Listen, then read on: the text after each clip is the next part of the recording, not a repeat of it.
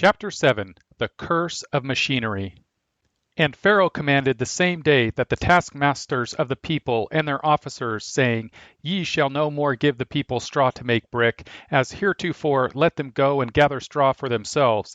And the tale of the bricks, which they did make heretofore, ye shall lay upon them, ye shall not diminish aught thereof. For they be idle, therefore they cry, saying, Let us go and sacrifice to our God. Let there more work be laid upon the men, that they may labor therein, and let them not regard vain words.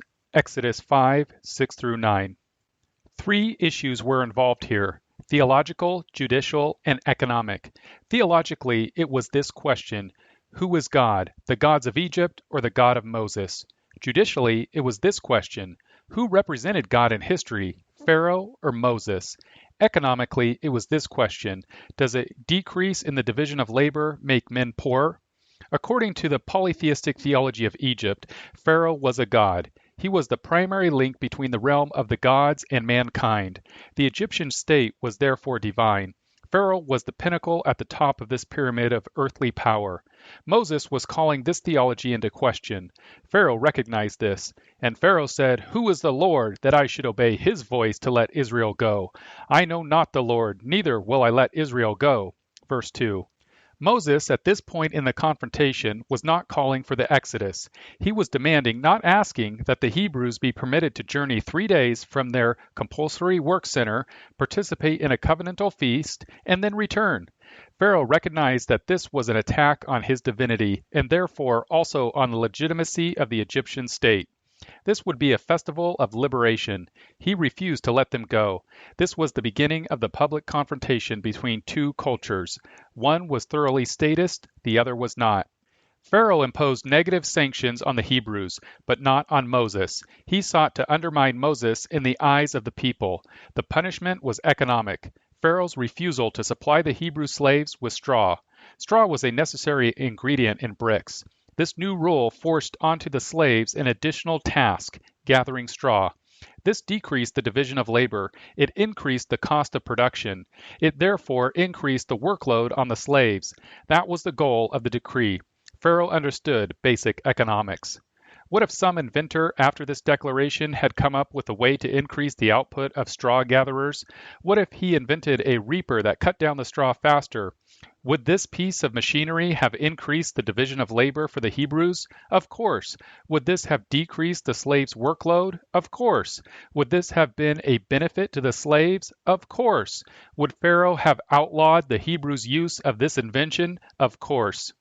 A problem that we face today is this: modern politicians imitate Pharaoh. They adopt a comparable policy of restricting the introduction of tools that increase the division of labor and thereby increase the productivity of workers. They do so for the same reason that Pharaoh did, to increase the amount of labor necessary to complete the required tasks. What is different is this: they justify this as a humanitarian measure. Pharaoh knew better. He was a far better economist than the typical politician is today. Let us consider the economics of the hatred of labor-saving machinery. 1. Owners. Who are the owners and what do they own?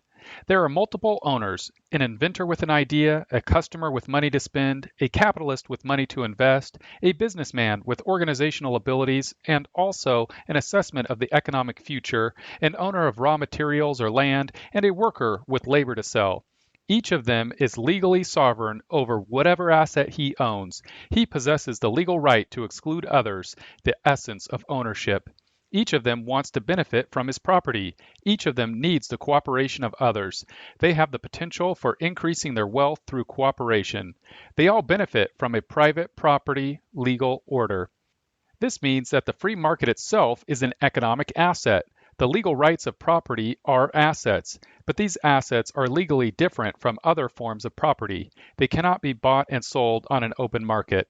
Consider workers. Since the loss of jobs is the focus of the resentment against machinery, workers own the right to rent their labor services. Some new technique of production may or may not lead to greater income for all of them. If they become skilled in using the new machine, they will benefit from rising wages. but they may be dismissed from employment if the cost of the marginal output of the machine is less than hiring a laborer. The machine in no way interferes with the legal right of workers to make bids to employers. They do not own their jobs. They own only the right to make a bid for a job. Nobody owns a job. A job is the outcome of successful mutual bids, employers versus employers, and workers versus workers. Workers are not the only owners involved in the introduction of new machinery. All owners may be affected, but the legal and moral issue at hand is the right of all owners to make bids. 2. Window. The business owner, the inventor of the new machine, the resource owner, the capital owner, and the worker all act as economic agents of future consumers. The consumers retain authority because they possess the most marketable commodity, money. Their decisions in the future will determine which businesses, which inventors, and which workers were correct in assessing the future demand of customers. The system of economic sanctions in a free market economy mandates that producers serve the demands of customers. So, from the point of view of customers, it is irrelevant whether a machine or a human being has produced what they want to buy. The customers want the best possible deal. If the introduction of machinery leads to a decrease in employment for certain workers, customers are probably unaware of it, and even if they are aware of it, most of them do not care. What they care about is themselves. In this respect, they are no different from the businessman who decides to buy the labor-saving machine, the inventor who sells the machine, and the workers who will use the machines in order to increase their personal output and thereby keep their jobs. If the labor-saving machine or process decreases the cost of labor for business, then in all likelihood the businessman will decide to increase total output in order to sell this output to a greater number of customers. In order to sell to more customers, the business will have to lower the prices of the final product. This is a benefit for customers, although it will not be a benefit to rival businesses, rival workers, and rival sellers of machinery. But the free market system is not structured so as to benefit producers at the expense of customers. It is an outcome of a private property system which inherently benefits customers. Customers shout, "May the best man win, as determined by us." 3. Stone. The stone is thrown at machines. Politicians do this in the name of protecting existing jobs. The politicians ignore customers. They ignore future jobs. These are the things not seen by politicians. Workers own jobs, but they do not. Only rarely do governments ban the use of labor-saving machinery in a direct manner, i.e. by passing a law against a particular machine. Instead, governments grant monopoly authority to certain groups, and these groups are then able to restrict the introduction of new labor-saving equipment, except on terms amenable to the groups. If a new production technique involves new machines, then it may receive considerable criticism, especially from members of labor unions. Labor unions enjoy special privileges that are granted by the government. When a labor union receives a majority vote among the existing employees of a business to represent all of the workers from that point on, the government does not allow the business to fire employees and then go into the marketplace to hire replacements. This is a grant of monopoly privilege. So the business may hesitate to introduce new machines. It does not want workers to go out on strike. The workers may oppose the introduction of the machine unless the employer guarantees that there will be no layoffs in response to the increased productivity of the new machine. This makes it more expensive for the employer to put the new machine into production. Governments often do not introduce new machinery or techniques in order to increase their own productivity. Their employees resist such introductions. This is an advantage for the private sector because the private sector can and does introduce new production techniques, and these tend to escape the regulatory structure of the governments. Government regulatory agencies play catch-up to new technologies in the private sector all the time. One way to counter the hostility against the introduction of new machinery is to ask the critic this question: would it be wise to ban the use of shovels and mandate the use of spoons for building new highways? No. Would it be wise to ban the use of bulldozers and then hire more workers to use only shovels? No. Then what is the case for banning new machinery? The stone also disrupts the legal system of ownership. The threat to private ownership represented by the intervention reduces the wealth of all participants. The value of private property falls because the cost of defending it against the state rises. 4. Costs. Whenever government regulations restrict the introduction of new machinery or new techniques of production, this violates the ownership rights of business owners, inventors, and customers who then have to pay higher prices for whatever it is that they buy, when they might have benefited from lower prices as a result of the introduction of new machinery. There is the basic cost of all government interference, namely a violation of ownership rights. This is resented by victims. This cost should never be ignored. It is usually ignored, and when it is not ignored, it is dismissed as an apology for the rich. In any case, it is clearly a denial of the rule of law. That is also a cost of operation.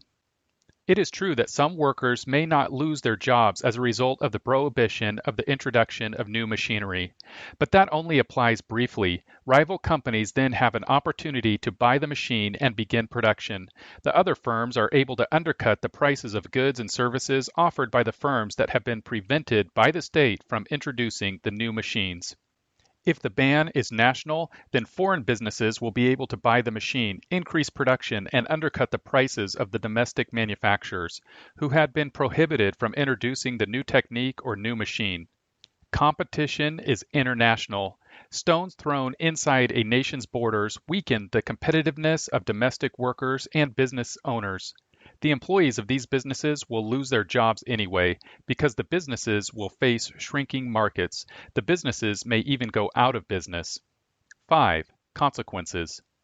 The result of legal restrictions on the introduction of new machinery or new processes of production inevitably reduces the wealth of those customers who would have purchased the output generated by the new machines, but who refuse to buy because prices remain high.